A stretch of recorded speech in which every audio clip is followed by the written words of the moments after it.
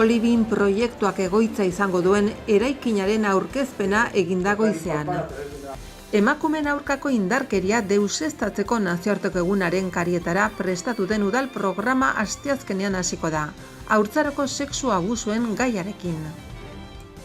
Hondakinen prebentziarako astearen baitan 50 ekintza baino gehiago izanen dira hondakinei buruzko foru legea onartu den urtean. Entitate publiko, enpresa, gobernuz kanpoko erakunde, dendari, ikastetxe zein gizarteak, Europak 2018 antolatutako astea ospatuko dute.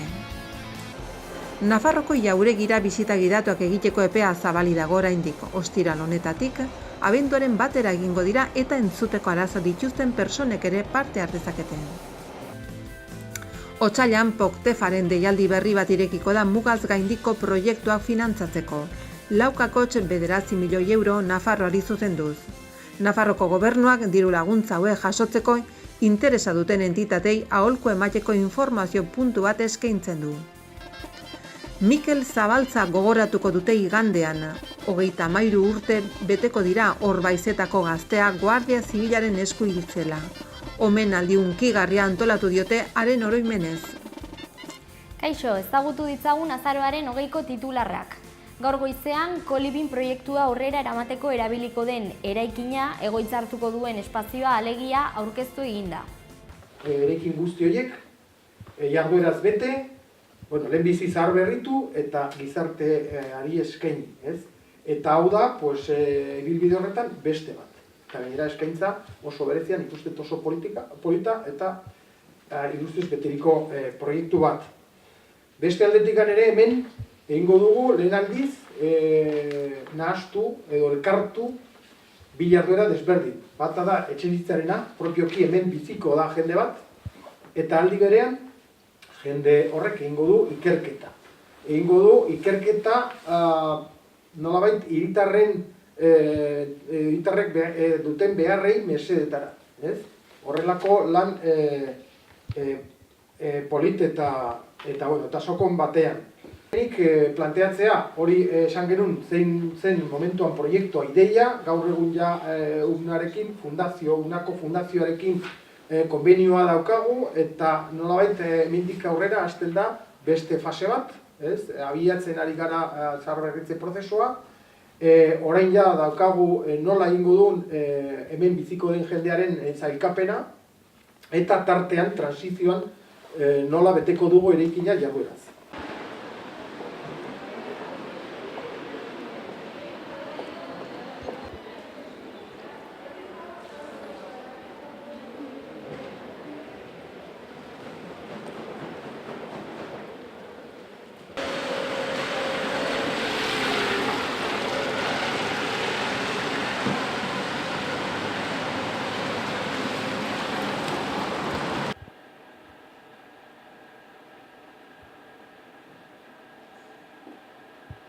Emakumeen aurkako indarkeria deuseztatzeko nazioarteko egunaren karietara prestatu den udal programa bihar asteazkenarekin azaroak 21 hasiko da. Haurtzaroko sexu abusuen gaia landuz egingo da. Iruñeko udalak azaroaren 25eko emakumeen aurkako indarkeria deuseztatzeko nazioarteko egunaren karietara antolatu duen programa asteazkenean hasiko da azaroak 21. Haurtzaroko sexu abusuen inguruko solasaldi bat eta gazteendako modelatu lantegi batez. Aurten ez dira zenbaki hutsak gure bizitzak dira, no son solo cifras, son nuestras vidas lelopean bildu dira jarduera guztiak. Ojos que no quieren ver abusos sexuales en la infancia hitzaldia, Save Children elkarteko Eva Silvanek emango du, Zapateria kaleko 40ko aretoan. Zazpitan, Eva Silvan politika publikoan analizian espezializatutako politologoa da, eta giza eskubideen aldeko aktivista. Eskarmentua dauka nazioarteko lanean besteak beste Mozambiken, Angolan, Nikaraguan eta Bolivian. Euskadiko Save the Children bulegoko zuzendaria da eta 12 miradas emakumen kolektiboko kide da. Asteazkenan ere sensibilize arteren inbarruko lehen saioa egingo da. Buztinezko modelatuarekin genero indarkeriaren aurka. Bigarren saioa azaroaren 23an izango da eta pintura izango du ardatz. Biak Gaztediaren etxean izango dira, 7:30 eta sarrera libre izango da. leku guztiak bete arte. Ostiralean ere, 11 aterritan udaletxe plazan egingo da ekitaldi instituzionala, non azaroaren 8 osoko bilkuran onetsitako adierazpena irakurriko baita. Aurtengo adierazpenak eraildako emakume kopurua hartu du ardatz, izan ere datu horiek jasotzea oinarrizko aldarrikapena izan zen garai batean, naiz eta orain ohikoa izan. Testuak dio, datu kuantitatiboak edukitzea lorpena izan dela. Arazoaren larritasuna neurtzeko bide eman baitzuen, eta hartara arazoa desagerrarazteko politikak diseinatu eta baliabideak bideratzeko. Hondakinen prebentziorako astearen baitan 50 ekintza baino gehiago izanen dira. Hondakinei buruzko foru legea onartu den urtean, entitate publiko, enpresa, gobernuz kanpoko erakunde, dendari, ikastetxe eta gizarteak Europak antolatutako astea ospatuko dute. Larunbatean Europako hondakinen prebentziako asteari hasiera eman zaio eta datorren igandera bitarte, azarako 25 hondakinen prebentziarekin lotutako 50 ekitalditik gora eginen dira. Bertan parte hartuko duten Nafarroko entitate publiko, gobernuz kanpoko erakunde, saltzaileen elkarte, ikastetxe zein gizarteak. Hondakinen prebentziorako astea LIFE proiektuaren baitako ekintza da eta Europa guztian egiten da hondakinek eta hoiek duten inpaktua murrizteak duen garrantzia gizarteari helarazteko helburuarekin. 2018ko edizioan Europako Batasunean 14.000 ekintza baino gehiago eginen dira, eta aste honek esanahi berezia du Nafarroan izan ere, aurten onartu baita hondakinen foru legea, zeinak prebentzia duen ardatz. Aste osoan zehar plastikozko polsen erabilea murriztea izanen da hondakinen partzuergoko mankomunitatek egingo dituzten ekintzen ardatza eta paperezko polsa berrerabilgarriak banatuko dituzte. Zehazki, Bortziria, Malerreka eta Baztango udaletxeak erosi hondakinak gabe hondakinik onenak sortzen ez dena kanpainaren baitan dendetatik polsak eramaten ez dituzten bezeroak sarituko dituzten. Mairagak Tafaian azaroaren 16-tiko 24 bitartean egingo den, gizarte ekonomiako jardunaldien baitan landuko du eta Izarbeibar eta Zangozako mankomunitatek aste guztian zehar dendarien elkarte eta bertako saltokiekin batera.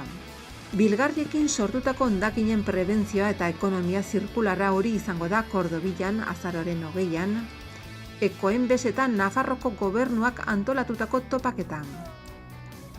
Ekitaldi jasangarriak izango dira aste honetan, landuko diren beste gai batzuk eta hala 2 topaketa egingo dira horren inguruan. Azaroaren 21ean, asteazkenean, Berriozarren 12etan ekitaldi jasangarrien inguruko elkarrizketak eta kirolak eta plastikoen kutsaduraren inguruko mahai ingurua 7etan Tafaian. Berrerabilpenaren sustapena Arangureneko udaletxeak antolatutako hainbat tailerretan landuko da eta Tuteran Jono Tirador abildua lehen topaketa egingo da. Ekonomia zirkularraren sustapena eta prebentziorako bulegoak antolaturik. Azkenik, BSH enpresak barne mailako kanpaina egingo du, es hora de desintoxicar lemapean. Nafarroako jauregia ezagutzeko prestatu diren bisita giratuetaz disfrutatzeko izen ematepea irekita dago oraindik. Ostiral honetatik hasita abenduaren 1 arte burutuko dira, eta entzuteko arazoak dituzten pertsonek ere parte har dezakete. 2018 Nafarroko egunaren markoan, Nafarroko jauregira debaldezko bisita giratuak egiteko plazak eratzen dira oraindik. Bisitak hilaren 23tik abenduaren 1 egingo dira.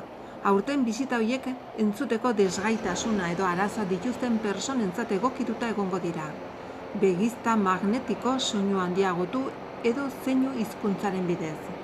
Bertaratu nahi duenak 948 012 012 eta 012 telefono zenbakietara dei egin dezake tokia gordetzeko. Goizeko 8:00 7:00 astelehenetik ostiralera. Nafarroko eguna ospatzeko xedez aurretiazko egunetan tradizional bihurtutako ekimen honekin eraikin emblematiko hau eta barruan dituen bitxi artistiko eta historikoak ezagutzera eman nahi dira. Bisitaldiak 30 eta 35 pertsonako taldetan egingo dira eta persona batek zuzenduko ditu jauregiko gela ezberdinetan barna. 75 minutuko iraupena izango dute, nahi duenak bisita euskaraz egiteko eska dezake. Guztira 40 bisita programatu dira, 36 gaztelaniaz eta 4 euskaraz. Bisitaldi bakoitzean ordu laurden lehenago bertaratu beharko da antatuak egiaztatzeko. Lan egunetan 4 talde izango dira eta jai egunetan berriz 6. Hauek dira bisitetarako ordutegiak. Lan egunetan azarok 23, 27, 28 eta 30, arratsaldeko 5, 5:30, 6 eta 6:30. Jai egunetan azarok 24 larun batean, 25 igandean eta 29 ostegunean eta abenduak bata larun batean, 11, 11:30, 12, 12:30, 6 eta 6:30. Asteko azalpen bideo bat emango da gela hauetatik ibilbide eginez. Areto berdea edo errege erretratuen gela. Lehendakaritzaren bulegoa, bilera aretoak, galeriak, tronu aretoa eta kapera. Gainera, Nafarroko goi mailako musika konserbatorioaren ikaslek musika interpretazio labur bat eskainiko dute. Parte hartzeko nortasun agiri nazionala eman behar da eta bisita hasi baino 15 minutu lehenago Carlos Hirugarrena etorbideko 2. zenbakiko sarrerara joan. 18 urtetik beherakoek persona heldu batekin joan behar dute. Aipatu behar da, Nafarroko jauregiaren gela batzuk zainketa berexia behar dituztela eta ondorioz ezin direla takoi finak eraman. Jana edo edariarekin sartzea debekatuta dago, bai ordea gurpil aulkiarekin edo aulkitxoarekin. Flashi gabeko argazkiak atera daitezke. Otsailean POCTEFaren deialdi berri bat irekiko da mugaz gaindiko proiektuak finantzatzeko. 4,9 milioi euro Nafarroari zuzenduz. Foru erkidegoaren gobernuak, Nafarroako gobernuak, informazio puntu bat eskintzen die diru laguntza hauek jasotzeko interesa duten entitateak aholkatzeko. Datorren otsailean 2014-2020 bitarterako POCTEFaren 3. eta azken deialdia irekiko da. Mugaz gaindiko proiektuei zuzendutakoa. Zeinan dagoeneko Nafarroko entitateentzat FEDER funtsetik 4,9 milioi euro gorde diren. Deialdi honetan parte hartzeko interesa duten Nafarroko entitatei aholku ematearren Nafarroko gobernuak proiekzio internazionaleko zerbitzuan Servicio de Proyección Internacional informazio puntu bat bideratu du dagoeneko. mronkalde@navarra.es helbide elektronikoaren bidez arekin harremanetan jar daitekelarik. Oraingo honetan, deialdia fase bakarrean eramango da aurrera eta proiektuen bultzatzailek 2 hilabeteko epea izango dute haien hautagaitzak aurkezteko.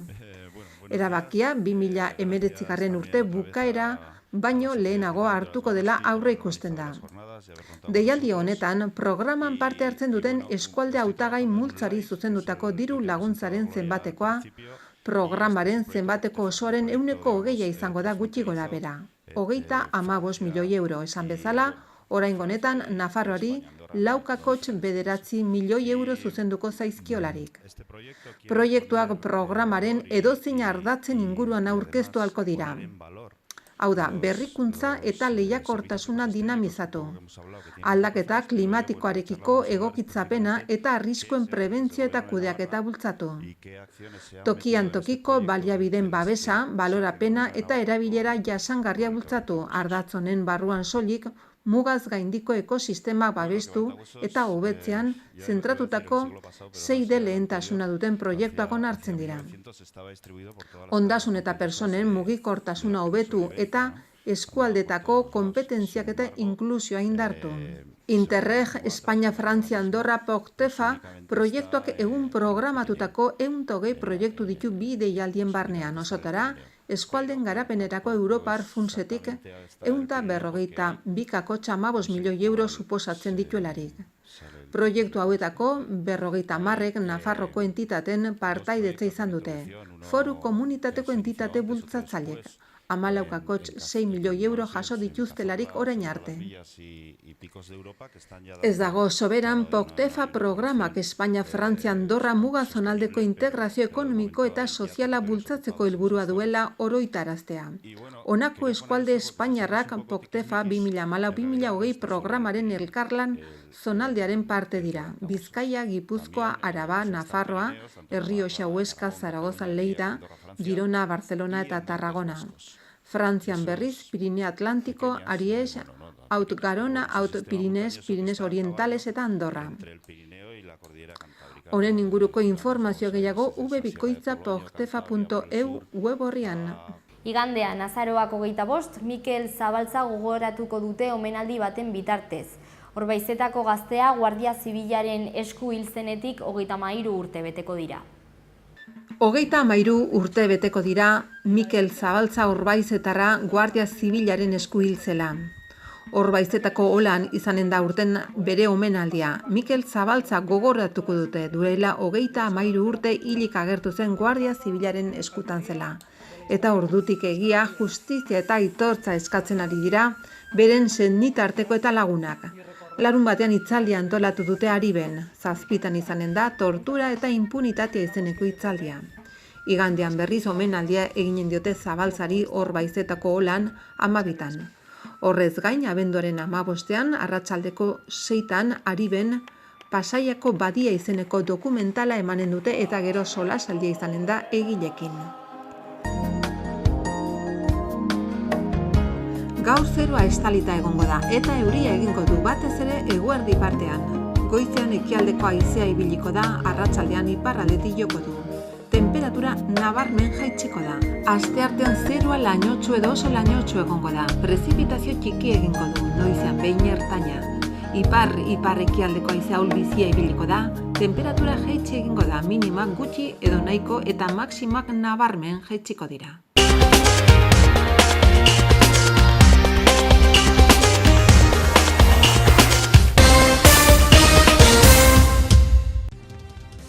Kolibin proiektuak egoitza izango duen eraikinaren aurkezpena eginda goizean.